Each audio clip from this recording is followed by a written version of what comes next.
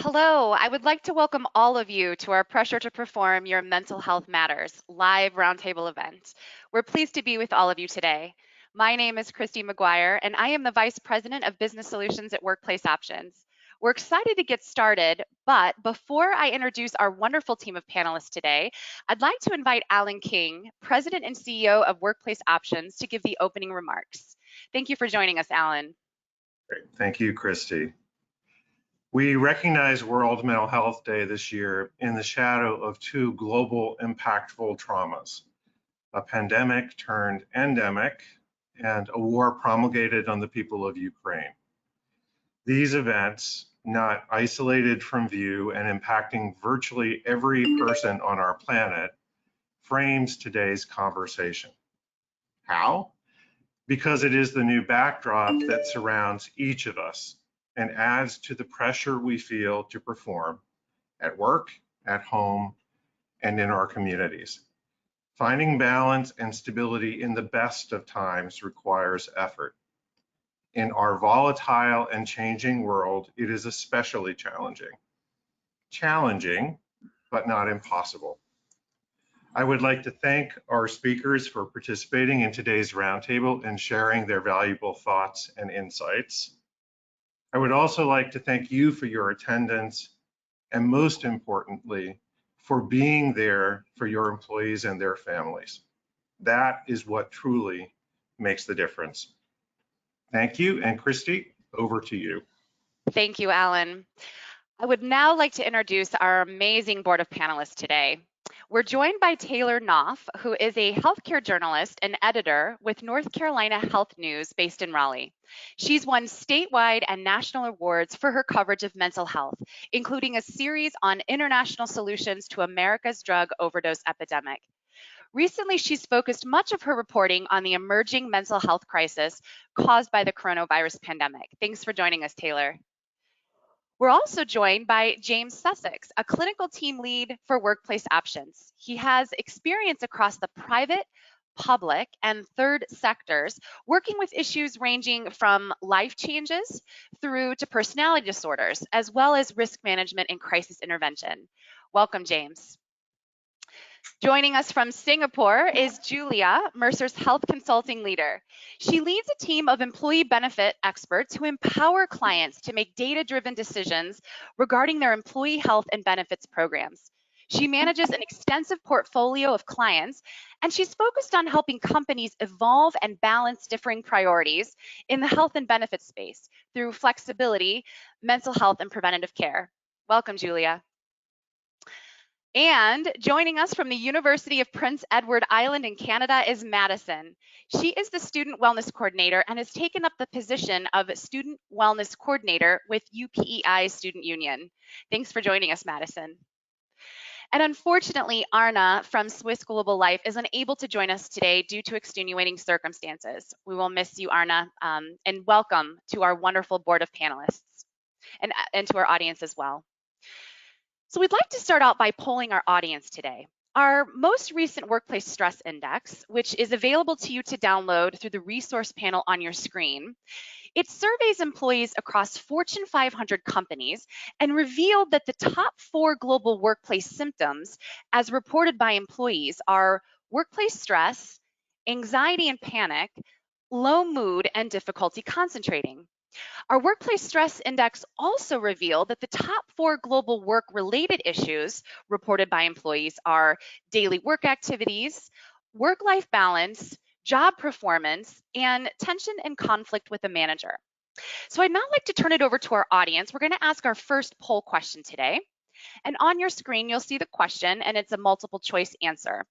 The question is, what is the most pressing workplace issue you are facing at your organization today? Daily work activities, maintaining work-life balance, job performance, or conflict with a manager. If you could please select your choice, and then we'll give you the results here in just a moment.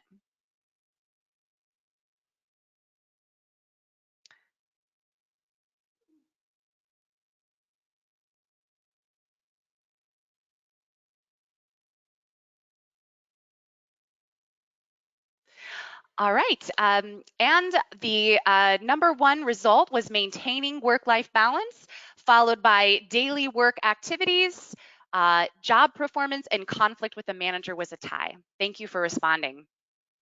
You know, according to the American Institute of Stress, 94% of workers reported experiencing an unusually high level of stress at work in 2021. While a 2021 report from Deloitte revealed that among Gen Z and millennial workers surveyed, nearly a third reported to have taken time off work due to the level of stress and anxiety they experienced as a result of the pandemic. While 40% of those who continued to work reported feeling stressed all the time, really putting employees at a higher risk of diagnosable mental health problems, such as depression, anxiety, PTSD, and burnout. I'd like to turn our first question over to our panelists. You know, these conditions, along with the increasing disruptive and traumatic events like the pandemic, the crisis in Ukraine, all of this global uncertainty, the inflation, the potential recession on the horizon, rising gas prices, I mean, you name it. There's so much going on. You know, this can really push employees to their breaking points if they're not sufficiently addressed or treated. James, I'd like to start with you. How can organizations address the well-being needs of their members? Absolutely, thanks, thanks, Christy. And I think it's absolutely right to acknowledge all of these things that are going on. And there's something else there as well for me that is about time. And actually, since the back of the pandemic, you know, we've had these other global sort of crises, and they're ongoing. So actually, there hasn't been time to breathe, time to reflect or sort of recollect after we've been through the pandemic. It's almost like that sort of makes it unfinished business in a lot of ways. But it brings with it an opportunity for change. Yes, we're going through this time of trauma in many cases, but there's an opportunity for change here. And right now, I think there's more demand for mental health insight and support from employers. And I think that's really, really important. You know, demand for trainings, demand for on-site supports, that sort of thing. And I think it's about opening a space for conversation on a micro and a sort of macro level. All across the workforce, open the space for conversation, but that doesn't start with this is what we're saying we're going to do. It starts with a listening first approach. And I think if we really come in and create that sort of space in the workplace where we're willing to listen and to learn from what's being told, then actually I think there's opportunity within that for real growth. Thank you, James. Yes, we have been going full force since the pandemic. I think when the pandemic hit, we weren't certain when it was going to end, but we just kept working and kept going. And you're right, listening is so important. Julia, what would you say? I mean, you work with many different clients around the world. What are your clients looking for in addressing the well-being needs of their employees? First of all, thank you so much for having me here, and good day to all the participants and my fellow panelists. I think one important thing is to think about the spectrum of the employee needs depending on the exposure to the crisis, right? And depending where you are in the world, you might be closer or further away from some hot places on the planet. And wherever the crisis is impacting people more, you know, obviously we'll definitely see a different spectrum of the needs, again, subject to exposure to the crisis. So from a psychological point of view, there is really a big risk when we start treating everyone in the same way. So therefore, definitely companies do need to recognize that the crisis will be experienced differently, but each employer and the employers can really make a meaningful difference if they start providing the right support. So while there are plenty of the access to the care is available, including different counseling, I think awareness and creating awareness is definitely one of the things that employers need to focus on. So connect employees to the workplace sponsored resources that are available. Again, there are plenty of the programs very often are already available to people, but sometimes people don't know about them because there is no need to use them. So this is a really good time to constantly remind on the what kind of resources are available to people. Some of those resources may be directly related to the mental health, for example, access to the counseling available through the employee assistance program, or maybe there are some different, supports through the different communities or through the charities, and it's a really good reminder to employees to share about those communities. Number two, I think it's also, we have seen the rise of what we at Mercer call the rise of relatable organization. What does it mean? It means that companies are no longer silent about the various events that are happening in the world, whether it's a political crisis or any different social movements. And companies have been really much more vocal about their views.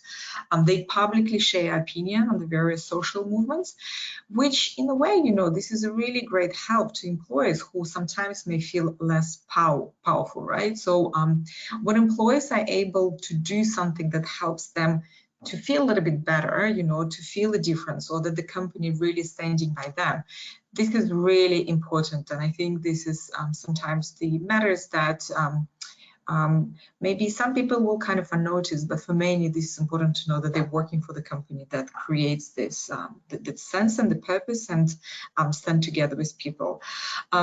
And the last point is probably, sometimes we draw the energy from all the different supports that we have, but sometimes we also need to give our energy to feel that there is a purpose. So this is the time to reconnect with the various fundraising organizations, with the different communities, the different volunteer organizations that really organize support, whether it's relating to the refugees or like other different crises, to really share information, donation, and any other potential giving at the person that anyone can really share. So these probably the three things that I would say important in this kind of time to consider for the companies. Thank you, Julia. Yes, I think your point around awareness and people understanding what their options are. I think so often we're so busy that we don't know what's available to us. And when something hits our lives or there's problems that occur, we need to know where to go. So that's an excellent point. Madison, I'd like to turn it over to you. When we're talking to students and we're looking in a university environment, what are you seeing? Yeah, thank you so much, first of all, for having me. From a student perspective, financial matters are very, very often a concern. A lot of students have financial concerns, and with rising costs, there's a real struggle to find affordable rentals and to be able to afford things like groceries. And that plays into mental health directly. If a school, for example, doesn't have resources that are free or affordable or accessible for students, that means that these students may have to make a decision between affording mental health support that they need or things like groceries or rent. And then in addition to that, you could look at international students who in a lot of cases have an even greater financial burden than a lot of students, and they also may have connections in places that could be experiencing these traumatic events like COVID or the Ukraine crisis more intensely. And all of these things feed into mental health and how students perform at school. And that's why it's so important to have resources that are accessible to everyone, no matter what their circumstances might be. Thank you, Madison. Yes, I think that's the cost of things today are very difficult for a lot of people to absorb. And so I love hearing that access to care, especially in the student market, is so extremely important as they're developing and becoming adults. Taylor, I know you're a journalist in the healthcare industry and as a healthcare reporter, what are you seeing within that industry? So I'll say that as a healthcare reporter, I've been documenting the mental health trends over the last several years in the southern part of the United States. And so I'll give you a little context around that. So experts will say that the peak of a mental health crisis hits about 6 months after a disaster, such as a hurricane, for example. And that's something fairly common where I live in North Carolina. We just had a massive hurricane hit this region last week. But with COVID, it's a little bit different. The pandemic has dragged on for nearly 2 years, presenting new challenges and affecting every area of life. And so, as James mentioned, we're living in a time with little break between one hardship and the next disaster. And so we expect the pandemic-induced mental health crisis to well outlive the virus itself. And so what I see in my reporting is when people can't get access, you'll see a rising number of mental health related emergency room visits, more involuntary commitments and psychiatric hospitalizations, longer wait times for those psychiatric beds, both for adults and a huge crisis happening among children. So there are these symptoms that are part of a much larger problem. In the United States, I can say at least, we have not invested in mental health care the way we have in other parts of the healthcare system. And so we were not ready for the influx of mental health patients at this time. So it's important that everyone, including businesses and corporation leaders, to acknowledge that we have a mental health crisis going on, because the longer issues are left to fester, the harder they become to treat, and then the worse they become. And so I'm glad we're having this conversation. Thank you, Taylor. You know, the World Health Organization has revealed that global rates of depression and anxiety have increased by roughly 25%, even doubling in some countries. With over 9 in 10 workers touched by mental health challenges by the age of 30, with looming financial climate and political crises continuing to undermine the stability as they struggle to manage their work life and personal responsibilities.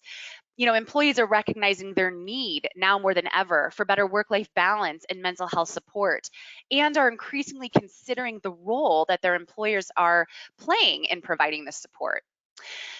Taylor, I'd like to start with you in regards to this question. How can organizations equip managers and leaders to recognize and respond to burnout?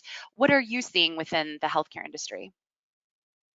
So again, I'll just draw on my reporting, but when it comes to burnout or mental health challenges, you'll find, and the research will back this up, that many people will find coping mechanisms, and not all of them are healthy. So under the stresses of the pandemic, there was a huge increase in drug and alcohol use. The United States saw a record number of overdoses and deaths in the last year due to that. So one thing organization leaders could borrow from the mental health and substance use recovery space is this concept of peer support. Basically, it formalizes a tendency that people already have, which is to go to others with similar experiences for advice or help. So if you're like new to parenting, for example, you'll probably seek out someone who just went through the infant sleep and feeding challenges. And people often feel more comfortable talking to people that they can relate to. So in the field of mental health, peer support specialists are actually, an identified position now. And this is people with life experience in mental health issues, substance use, former incarceration, or homelessness. And I've seen this kind of support embedded in places like hospital emergency departments, first responder teams, and even courtrooms to help people navigate these experiences. So shared experience is a very powerful tool, and that is something, companies could, formalize in their own settings. Thank you, Taylor. I mean, I think peer support groups is so important today now more than ever. I think during the pandemic, we saw how much we really need human connection. We saw people all around the world connecting on Zoom calls or team meetings, having coffee meetings or whatever it may be, just needing that connection, and as a result of all of the isolation we were experiencing. So I can see how powerful that those peer-to-peer support groups can really make a difference in people's lives. Madison, I think from your perspective as a student wellness coordinator, do you see this within the student community? So part of my position as a student wellness coordinator is handling the spreading of information resources to the student body. And something that I see a lot within students, post-secondary students, is that burnout is not something that's necessarily acknowledged. It's something that's considered to just go hand in hand with post-secondary education. If you're working hard, then you're going to have burnout. That's something that's just very commonly considered. There are students who maybe even recognize burnout for what it is, but they don't think it's something they need to go to a counselor about because it's just considered the way things are. So I think it's really important to have things such as seminars or trainings on these symptoms and how to deal with it if you recognize it in yourself or someone else. And then resources that handle things like burnout as well. And that's a big part of my position, is trying to ensure that there are resources for these sorts of situations that are available to students. Thank you. Yes, I think resources are extremely important. Again, it goes back to your comments around creating awareness, making sure people know where to go when situations arise. James, from a clinical perspective, I'd like to get your viewpoint on this. I know when we look at things from a holistic perspective, one of the trends in 2023 that's forecasted is it's all about the culture. People will pick their employer by the kind of culture they have. What's your kind of viewpoint on this question? Thanks, Christy. Yeah, really important one, really important question, because just sort of picking up what Madison said there, burnout not acknowledged. That's absolutely true, 100% true. And, burnout relates to occupational phenomena. That's really, really important, because when you look at the diagnostic manuals, DSM-5 doesn't include burnout. ICD-11 includes burnout, but it doesn't include burnout as a diagnosable health issue. It includes burnout as an occupational phenomenon. So this is really important, and actually, because what that's saying is that responsibility is not with simply the individual. I think with things like depression, anxiety, and stress, these things can become almost weaponized in some way, and the workplace can say, right, it's down to you to solve that problem and come back to us when when you're feeling better. But burnout's different, because what that statement is saying in the ICD-11 is that burnout, there's a responsibility for burnout towards burnout from everybody. So especially the organization. So this is relating to things like workload. And I think that holistic approach is absolutely needed. And I think that starts from the sort of top down. And it starts with acknowledging that burnout happens, and we're not denying that. And actually, I think information is power, and even that little bit of info there about the different ways that we might diagnose different things is really, really important, because if we understand what burnout actually is, then we can start to address the problem. So for me, it starts with defining what the problem is, and that absolutely needs to happen. And James, when we look at burnout, can employers create awareness around how to help people build resiliency in their lives, providing them with tools and access to resources that can help support that initiative? Absolutely, and that starts with, I think, psychoeducation is a really big thing. That's not just for people in the sort of therapy circles, psychology circles, it's for everybody.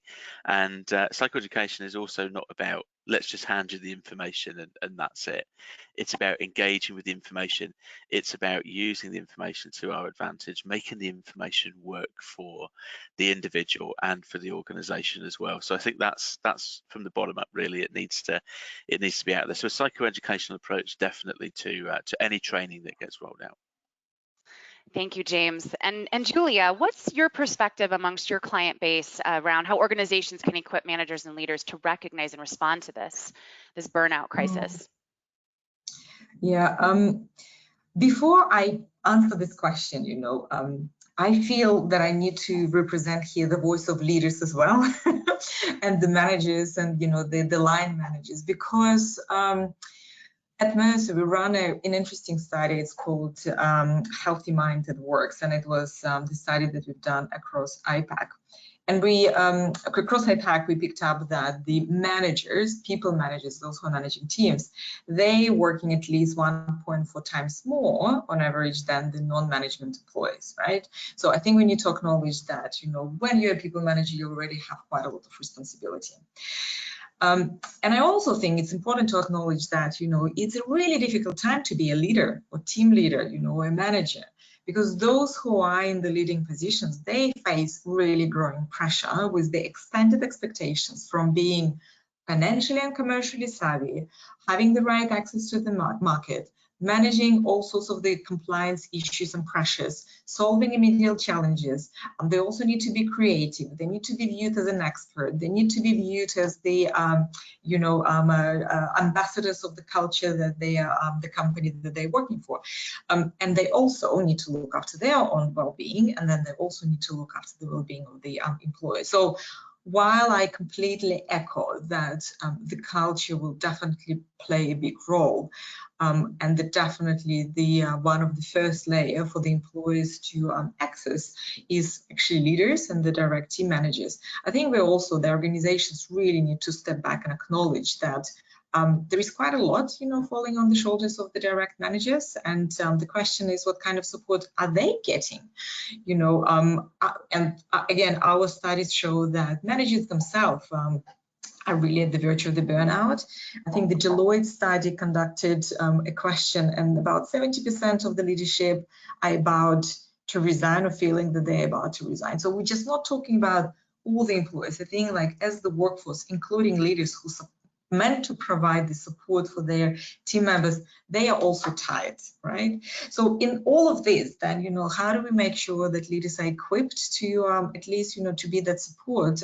Because basically a good manager, this is what is needed to address many, many kind of challenges at work. Couple of things. I guess, from the day-to-day perspective, I think managers can really make sure that everyone in the team know that their strength, so, and you kind of tell people what they are good at, to create the, I don't know, the feeling of a belonging and the camaraderie, and acknowledge the feedback, that there are things that people are good at. Maybe, for managers, for organization, it's a good opportunity to start upskilling managers to move them from so-called bosses to mentors or to the coaches. I think, many companies we've seen, they start to make the well-being part of the career development conversation, right? So being open about what's working, what is not working. So it's not just about the career goals and the aspirations, but it's also about overall life kind of purpose and the kind of belonging in the kind of much outside of work as well. So I think there are lots of things that you don't need to have a very kind of, I don't know, curriculum-based type of the approach. I think, we need to acknowledge that leaders are also at the verge of burnout, but there are also lots of things that we can do on the day-to-day basis to support our team members. Julie, do you feel that organizations still struggle with how and what the best approach is to support their leadership within the organization? I would say, I think we've made an amazing progress, in the past 2 years. Number one, kind of really talking about the well-being. I think definitely the progress is there. If we look at the amount of companies that are having a budget to address the well-being, so I think I read somewhere the statistic that today at least 9 in 10 organizations across the globe offer employees at least some sort of the wellness benefit and the support. And many companies also, now have a dedicated so-called wellness budgets. So I think this is definitely proves that in the past 2 years, we have come a long way, in comparison to the previous years. Is it good enough? I don't think so, because I think still we see lots of demands are coming in. I think we are moving away from the kind of an event-driven approach or a one-time approach. So I think companies are starting to listen more, really back to James' point at the very beginning, right? Companies looking inwards, trying to understand what do employees really need, what do the managers need, and how do they provide the relevant support that really addresses the needs of the modern workforce. Thank you, and that actually leads us into our next question and topic. So we'll move over to that because I think it's interesting to hear what we can do to support these managers. But gaps in mental health knowledge and persisting stigma surrounding openly talking about mental health really render employees hesitant or unsure of how to support their coworkers, during mental health challenges. So as employers struggle with burnout, poor retention rates, increasing absenteeism, I think the new term today is quiet quitting or the great resignation. We're seeing this among many employees and many organizations. New research has understood the demand for organizations to address the growing mental health crisis across the globe. So I'd actually like to turn it over to our audience to ask one more question. So again, you'll see it pop up on your screen with multiple choice answers. The question is, how would you currently rate your level of burnout within your organization? The first is, I have not experienced burnout. Number 2, I sometimes get overwhelmed at work, but I don't feel burned out. Number 3, I'm often burned out, frustrated, and emotionally exhausted. Or number 4, I'm completely burned out, at which point I do need support. If you could provide your answer, that would be great.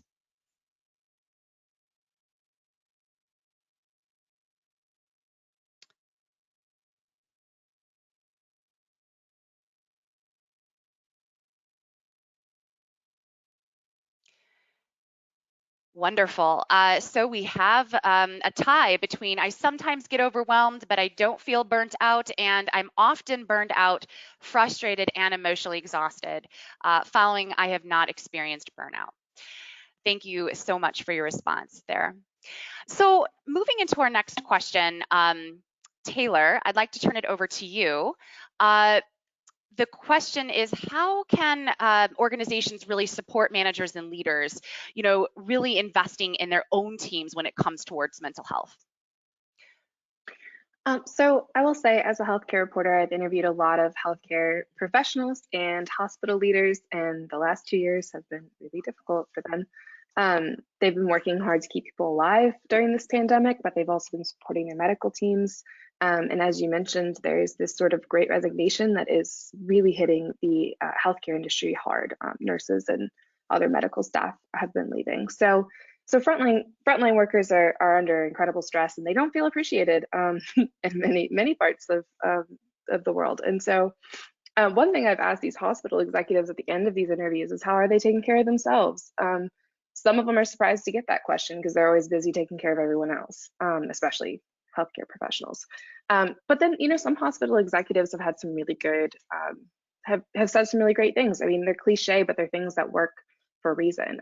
They do practice mindfulness, and they get therapy for themselves. They're getting enough sleep. And one thing every one of them said, which was surprising to me, was they're turning off their social media. It seems like a small thing, but I heard a head of a psychiatry department say that he just needed to turn off the doom. He realized he was doom scrolling on these apps, and it was not good for him, and he needed to limit his time on that platform. So I think you've got to start by taking care of yourself if you're going to be taking care of others.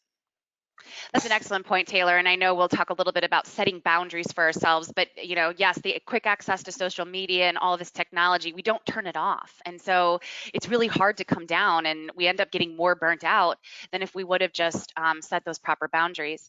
Before I move on to James, I just want to remind the audience that you can post any questions that you have in the chat box so that any of our panelists can answer any of your questions throughout this session. So James, in regards to this topic around what types of resources can we offer to managers to support their mental health, how would you respond to this? Yeah, absolutely. Thanks, Christine. I'll start by saying that I was recently delivering a training for a really large retail chain. And actually, we had an interesting conversation, because what we sort of discovered was that one branch of this retail chain had mental health first aiders, and they knew where to go. They knew how to access that type of support. The staff on the ground did. And the other branch that I went to the week after didn't have mental health first aiders. Really completely sort of opposite ends of the horseshoe in terms of the approach. So I think it's really, really important that there's a uniformed approach across sort of companies and organizations that's really ingrained into the culture. We create a sort of even a manual of expectations of what support we can offer and how we're going to sort of do that if it comes to the crunch. So everybody knows who to go to, how to access it, what to do, a really uniformed approach to that. But the other interesting thing that came out of that actually was that we had a chat about a supervisory approach.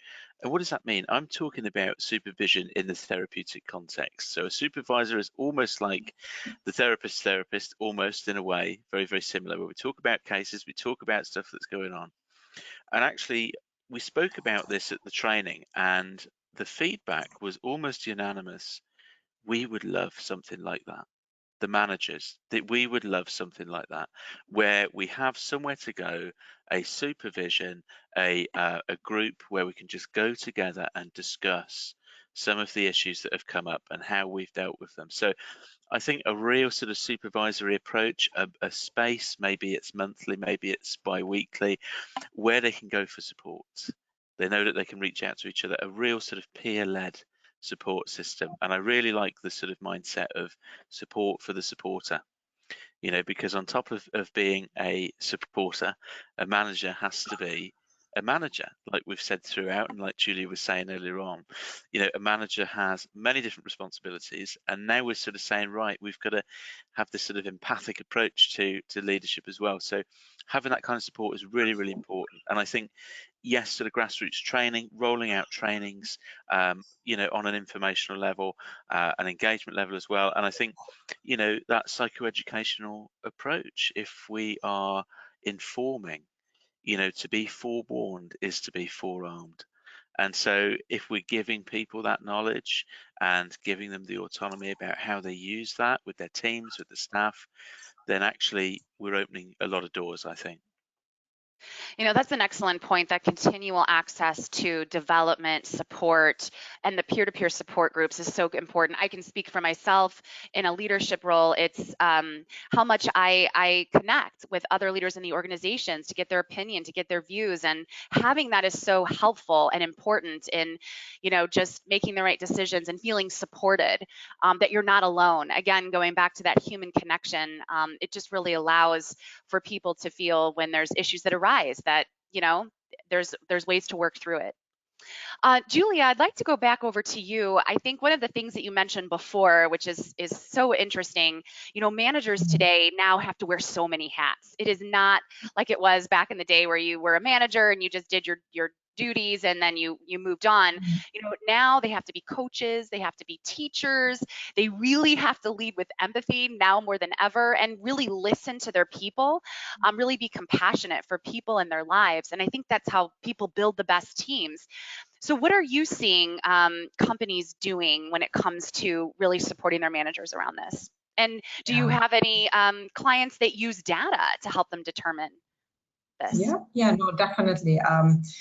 You know, like I'm listening and I just like immediately so many, you know, stories from the clients are popping in, you know, and possibly I'm going to just continue, you know, some of the things that James was saying. So I'm just going to be echoing them because this is exactly what we're seeing. But I think I'll go back like one step before, you know, yes, I am talking about, you know, that we need to provide the support to the managers and we need to equipment, et cetera, right? But I think also there are so many big fundamental shifts are happening with the workforce right now. And one of the biggest one, you know, Tyler just mentioned the great resignation, great reshuffle, great attrition, you know, whatever term you would use, right? And when we look back at the data, right, why people resign, obviously pay is one of the things, but it's never actually, by the way, it's never on the top of the thing. So why people resign? Because they're looking for a better treatment. So which means that wherever they are, there is an unfair treatment, there is unsustainable workload, there is a lack of, you know, career path clarity, you know, what I'm going to do within this company in the next whatever number of years. There is lack of communication and support from a manager.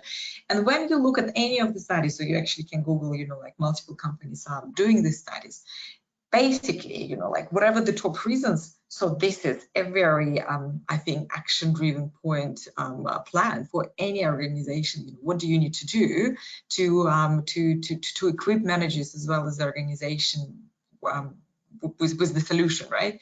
So, for example, you know, there is unsustainable workload, and everyone is really a little bit confused, I think, you know, with the whole hybrid working arrangement. What does it mean? What are the protocols? The lines are blurred. How do I work?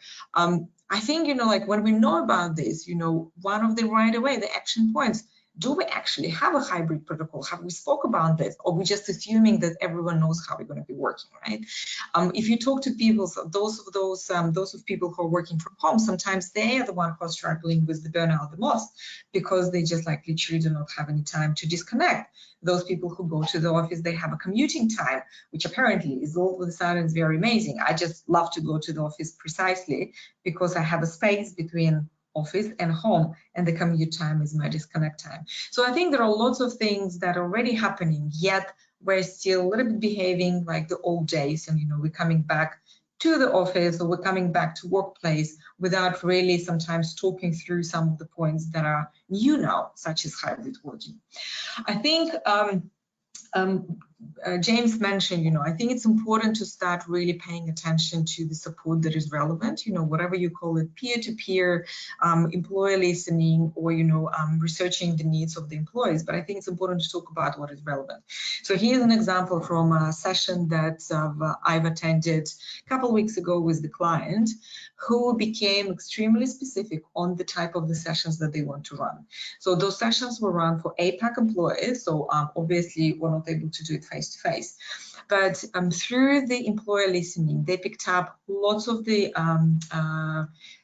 challenges that the employees are experiencing, and one of them was the caregivers, right? Obviously, it is coming from the pandemic, but all of a sudden, the caregivers is much bigger than just looking after your kids. You know, particularly in Asia, you know, the nuclear family size is much bigger than in some societies.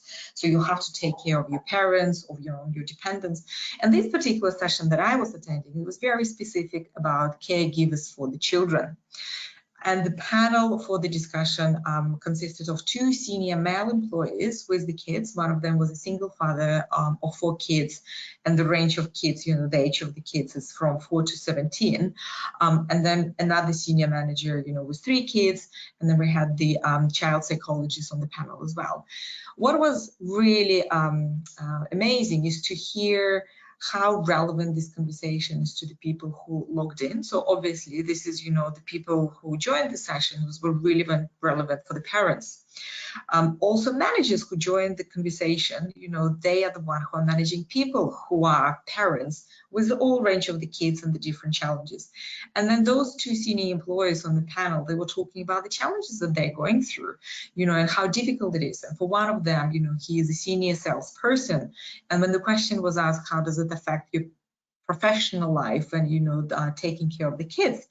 And one of the things is that, you know, of course it does, because as a salesperson, many deals and many big conversations are happening in the pubs, mingling with people. I do not have a luxury to do that. I need to go back and, you know, provide for my kids and etc. So there is a big shift on how you're managing your career, how you're managing your workload, and what is the priorities.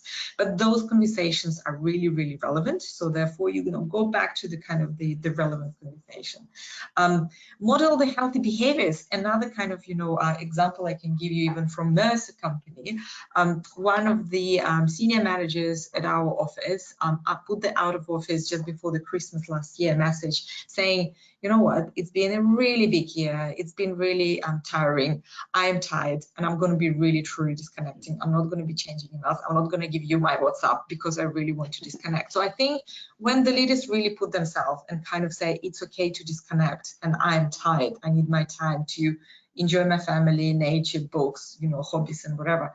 I think that really kind of goes a long way. And the last thing, I think it's important, you know, to go back to, you know, kind of rebuilding the culture of the connections through the check-ins. And I noticed, you know, this advice may be like very, very basic, but we all know how to meet the psychological needs of the people in our lives, our children, our partners, our friends. We might even sometimes compliment and thank and emphasize with the strangers. So I think this is what we need to kind of to take this positive behavior and bring it back to the workplace and, you know, keep checking in with people to just make sure that we are there when they need it. You know, that's so interesting. I think the point around leaders leading by example, I love that example of that leader that said, I'm out, I'm tired, I'm taking this time off. Do you feel like leaders don't always lead by example? And that's kind of one of the things where we're talking about taking care of our employees and being good teachers. If we're not following that or we're not doing those things, then what should our, you know, employees feel? Yeah, no, I think that definitely good point. You know, I think we definitely see companies who are on a serious kind of journey to bring the to destigmatize the mental health.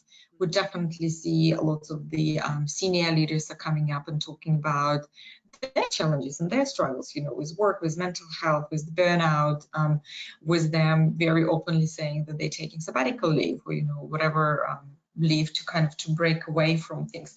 But I think, you know, like you don't need to take a big leave, you know, to demonstrate this behavior. I think, you know, like sometimes, and particularly, you know, when you are leading the different employees who don't know what is good behavior, what is allowed, what is not. I don't know, it's okay to send the message, you know, during the lunch break. I'm going to take my lunch or I'm going to take my, you know, gym break or whatever, just to kind of make sure that people feel okay. Like for example, my direct manager, he always say, I do check emails, but I never send, you know, I put the, you know, the timer when the email going to be reaching, you know, you guys, so that you never feel obliged that, you know, I'm working late. So because I don't want to create this really bad habit, even though sometimes I do that, but it's not about the point. So I think there are lots of small mechanisms how leaders definitely lead by example. Yeah, and to your other point too, I think, we say mental health and we talk about it being an emotional situation, but it's not always that way. I loved your childcare example because I think there's so many things that people struggle with in their lives and they don't even realize how it's impacting their mental health. Where in turn, if it doesn't get resolved, it can turn into something worse. Whether it's a wellness situation or a childcare situation or taking care of an aging parent, I mean, all of those things can really impact an individual's overall mental health and performance at work. I'd like to move on to our next question. As employees grapple with unprecedented levels of stress, emotional exhaustion, anxiety, and the physical symptoms that come along with them, they're starting to become more open about talking about these things in the workplace. We do see more employees engaging more, using the employer's services that they offer, utilizing their benefits and programs. As more employees continue to take advantage of employer-sponsored benefits and they feel more comfortable about expressing their mental health concerns in the workplace, there's also an increasing pressure being placed on the employers to get involved. And this really leads us to our next question. Taylor, if you don't mind, I'd like to start with you. I know you see a lot within the healthcare industry. What strategies can organizations take to really create that culture of well-being and allow well-being programs to be at the forefront? Sure. So yeah, in the healthcare industry, again, high stress. It's been a long 2 years, as I've said many times now. They experienced like unique trauma unlike anything many of them had seen in their careers. And I heard this from doctors who had been practicing for 20 or 30 years. And so, one thing I saw rolled out pretty quickly at the beginning was this these like employee wellness apps. And I'm not saying everything can go to an app, but in this case, they were able to roll out these apps that prompted employees to take like quick like weekly surveys, and it would give the employees a readout of their mental health over time, just very basic questions. They had on-site resources tailored to this group of workers, frontline workers taking care of other people. And then these apps took like anonymized feedback and gave it to hospital leadership. And so that was something that allowed them to respond on like a weekly basis to the needs of their employees at that time. Do you have enough protective gear? Are you living apart from your family? I mean, a lot of healthcare workers were not living with their families during the pandemic for fear of spreading it to spouses or children. So these were things they were able to take the pulse of their employee base in real time and respond.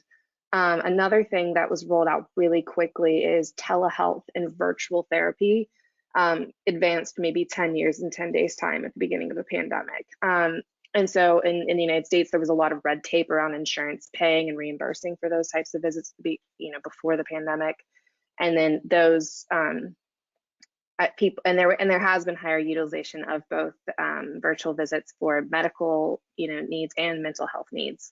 And so having those resources continue to be available for both your employees and their dependents, because those can be really useful for teenagers and young people as well, to be able to engage in a virtual platform, or if maybe you have transportation issues, or I'm a parent and a working parent, so for me to attend a therapy appointment is virtually impossible at this point. I have to do it while there's the napping is happening, or bedtime, or something like that. So having those virtual options continue and be reimbursed and promoted, and have actual trained clinicians on the other end of those calls, not just AI systems responding to words and prompts, I think will be key moving forward. I think all those things should stay in place as we move forward. Yes, the innovation to virtual care has most certainly accelerated as a result of this pandemic, which has really helped reach so many people across the world in getting that quick access to care. James, I know when we talk about creating a culture of well-being, so many companies say, I have a program, but nobody uses it, or I don't see the engagement I need.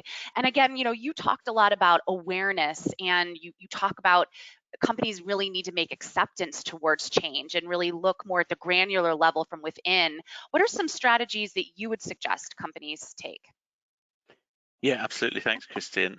Awareness and acceptance, they precede change, every time. And I think, we've talked a lot about the types of trainings, the supervisions, etc. we can sort of, roll out and things that we can do. And I think sometimes it's about coming back to real basics, in the sense of, you know, acknowledging what mental health is. You know, I often start trainings that I attend and deliver with you know, how many times I've heard somebody say, I've been diagnosed with mental health.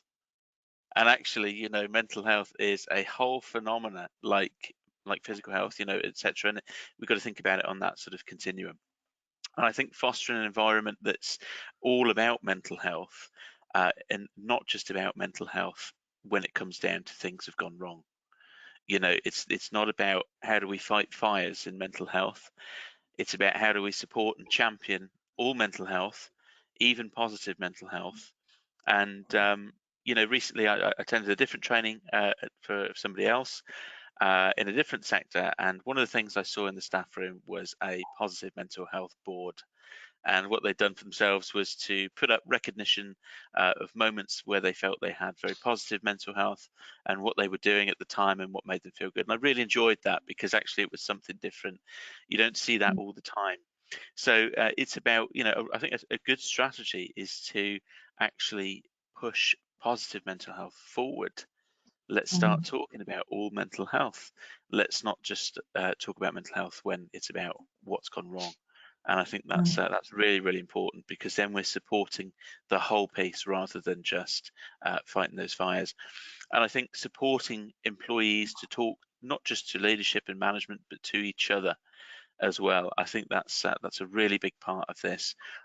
You know, support groups that don't include management, or, you know, encouraging tea break time if it's in the virtual sort of domain. You know, setting up a sort of virtual coffee and chats between peers. You know, why does the line manager need to be there? You know, that sort of thing, and let people have that space.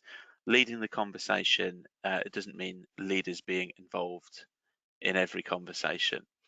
You know, and employees can be part of committees, groups. They can be ambassadors of mental health, and roll that out there. Give people the choice. You know, do they want to take that responsibility on, and do they really want to be involved? Because actually, what we're finding is that you know, especially where we are, lots of people want to be involved in different opportunities like that. And so, you know, it's almost like a build it and they will they will come sort of thing. So so I think it's, you know, it's absolutely right to do that, and to roll mental health out there, about the whole piece, and not just the negative stuff. So I love how you said build it and they will come. That's actually quite interesting. I mean, don't you think it takes time? All the things you mentioned to me indicates that this helps organizations be more resilient and build resiliency within their employee population. It takes time though to do that, right? It doesn't happen overnight. It's, as you said, it's a continual thing that needs to occur to really build that culture. Would you agree? Absolutely, yeah. And where the leadership is in that is, you know, coming back to that leading by example thing.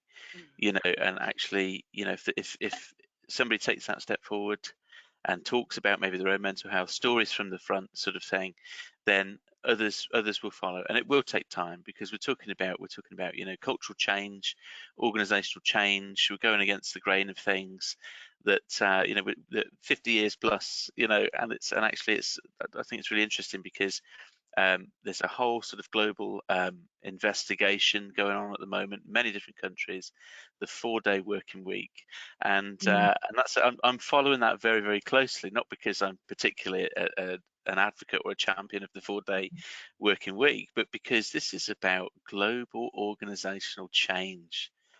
And actually, there's two different sides of the story that are coming in terms of the feedback of this trial. And first of all, I really like that, because it's on the back of listening to employees that this trial is even happening. And second of all, it's interesting to just see the different ways in which the conversation is going. And some companies very keen to lean in and very keen to lead by example, and ready to sort of roll the dice and let's see if this works. And the feedback is yes, it's working. And then others maybe not so keen to take that step, and the feedback is no, it's not working. So actually, I think it's about leaning in, and I think it's about, you know, rolling the dice as well, and taking that chance. Julia, do you see that? I mean, you work with many clients across the globe.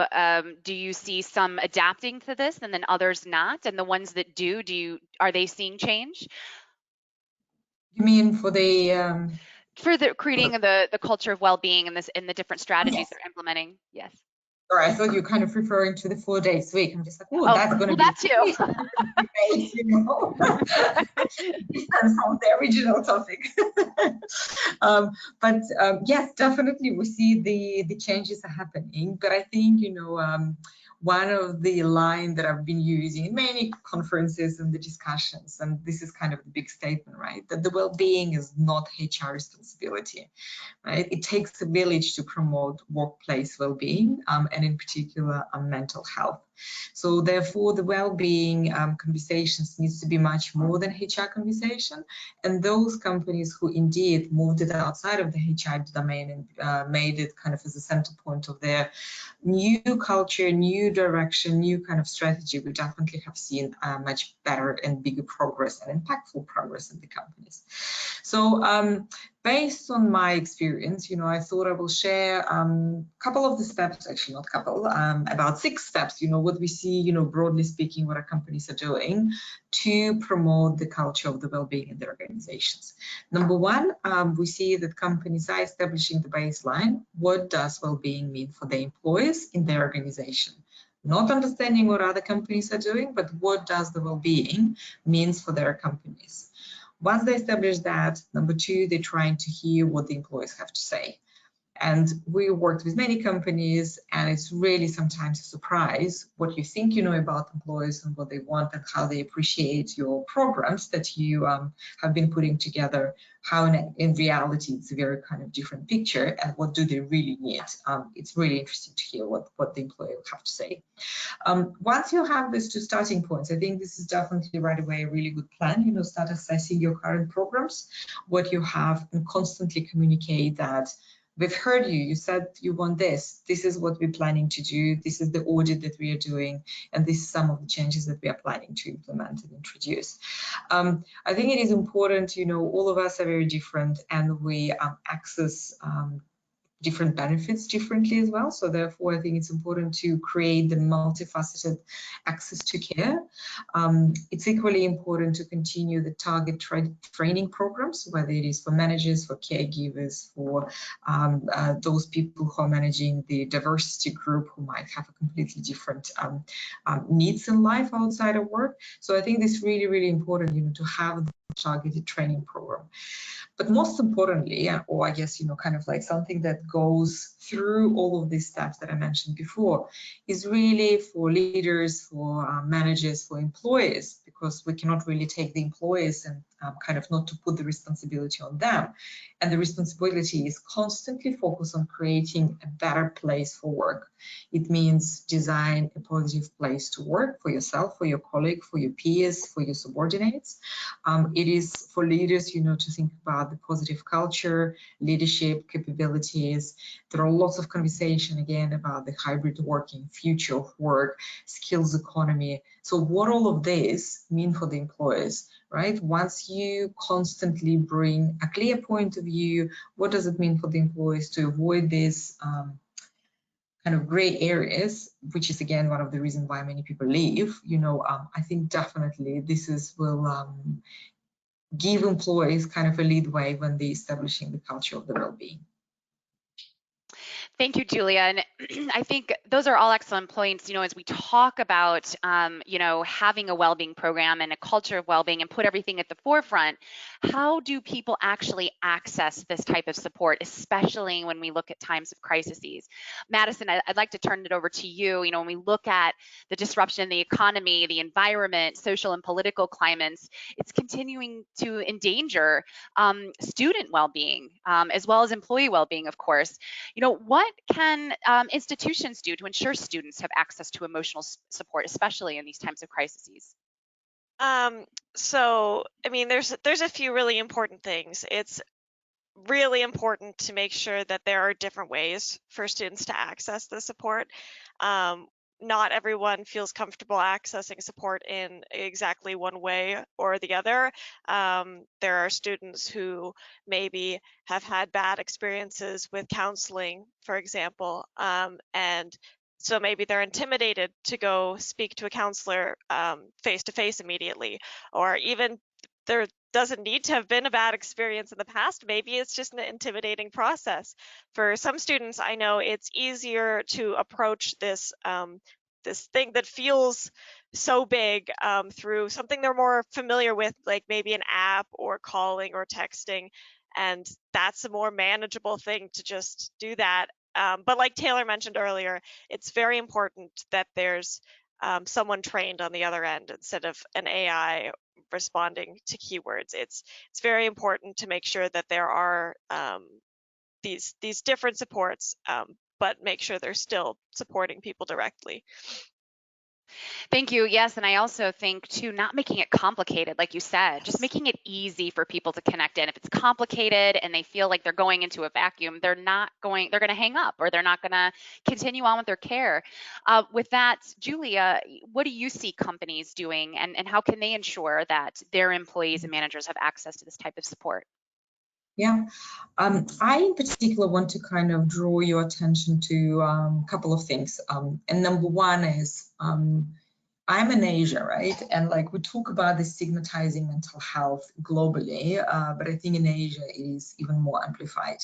So I think whenever global companies are putting different programs in place, including AAP programs, I think companies do need to recognize the local nuances. And the local nuances are that if we want to create an environment where people are comfortable to reach and have an access for the emotional support, we really need to recognize the culture, the language, the local context, because all of these really playing a big role for people either reaching or not reaching for the support that is in place. So we've seen in Asia, you know, a rise of the digital employee assistance program. And I think they are quite successful, and the reason for that is because they are run by the local providers who speak the local languages. All the counselors are coming from the country where you are calling. So if you're calling from Thailand, you're calling from Malaysia, so you will have a local counselor talking to you, understanding where you're coming from, right? With some of the social norms and the cultural norms that may be needed. This is number one. Number two, I think, you know, again, the digital support, obviously, this is like very, very important. And again, we run a survey, and one of the the most amazing thing was that we know that telemedicine and access to the digital healthcare is important, but particularly in Asia, we have seen a massive uplift and uptake of the digital mental health support and talking to the counselors and accessing it on much more often base than a regular EAP support. Why? Because there is the whole concept of faith, and people are afraid to be seen by somebody going to a counselor, or like when you need to get the support. So we've seen, you know, that people can take a session at the comfort of their home without leaving home. And this, I think, is really, really important. I don't think it's really important only for Asia, but I think for Asia, we just seen, you know, that that support has been taken on much higher rates. And again, I go back to what we just started to talk at the very beginning. Add employee listening as the very first step, you know, in whatever you do. Only that's how you can understand what people do value, what support they need, and what more as the company you need to keep providing to your employees. Wow, that's really excellent information. I wish we could keep talking about this topic. I know it's so important and interesting, but we're right at time. So I would like to thank all of our panelists for participating today and for sharing their insights with us. I'd also like to thank our audience for attending. You will be receiving a survey at the end of this webinar where you'll have the opportunity to add your comments and any feedback you can share either about what you heard today or topics you would like to see covered in future webinars. Please feel free to share them with us. Once again, thank you all for participating and have a great day. Thank you so much. Thank you.